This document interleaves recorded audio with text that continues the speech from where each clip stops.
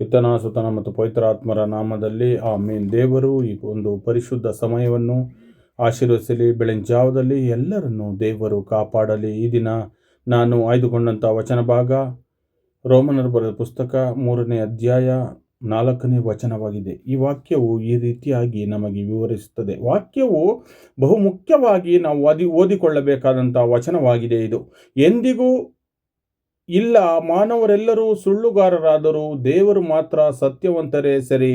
ಪವಿತ್ರ ಗ್ರಂಥದಲ್ಲಿ ಹೀಗೆಂದು ಬರೆದಿದೆ, ನಿನ್ನ ಮಾತಿನಲ್ಲೇ ನೀನು ನೀತಿವಂತನೆಂದು ವ್ಯಕ್ತವಾಗಬೇಕು, ವ್ಯಾಜ್ಯವೆದ್ದಾಗ ನೀನು ಜಯಶಾಲಿಯಾಗಬೇಕು ಎಂಬುದಾಗಿ ಈ ವಾಕ್ಯ ನಮಗೆ ಹೇಳುತ್ತದೆ. ಈ ವಾಕ್ಯವು ಬಹು ಮುಖ್ಯವಾಗಿದೆ. ಮಾನವರ ಮಾತುಗಳು ಬದಲಾಗಬಹುದು, ಅವರ ವಾಗ್ದಾನಗಳು ವಿಫಲವಾಗಬಹುದು, ಆದರೆ ದೇವರ ವಾಕ್ಯ ಎಂದಿಗೂ ಬದಲಾಗುವುದಿಲ್ಲ.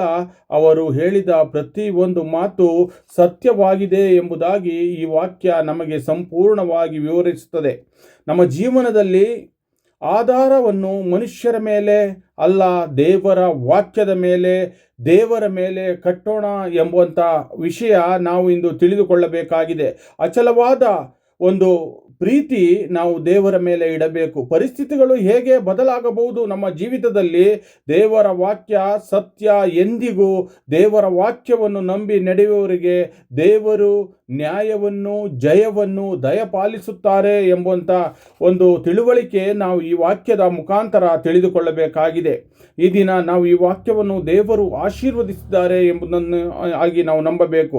ಪ್ರೀತಿಯ ಪರಲೋಕದ ನಮ್ಮ ತಂದೆಯೇ, ನಿನ್ನ ಸತ್ಯ ವಾಕ್ಯದಲ್ಲಿ ದೃಢವಾಗಿ ನಿಲ್ಲಲು ಕೃಪೆ ನನಗೆ ದಯಪಾಲಿಸು, ನಮ್ಮ ಕುಟುಂಬಕ್ಕೆ ದಯಪಾಲಿಸು. ಮನುಷ್ಯರ ಮಾತಿನಿಂದ ನಿಮ್ಮ ವಾಗ್ದಾನಗಳನ್ನು ಹೆಚ್ಚಾಗಿ ನಂಬುವ ಹೃದಯವನ್ನು ನಮಗೆ ಕೊಡು ಎಂಬುದಾಗಿ ದೇವರ ಒಂದು ಮಾತಿಗೆ ನಾವು ಬದ್ಧರಾಗಬೇಕು ಎಂಬಂಥ ದೃಢ ನಂಬಿಕೆ ನಮಗೆ ಕೊಡು ಸ್ವಾಮಿ ಎಂದು ಪ್ರಾರ್ಥಿಸೋಣ.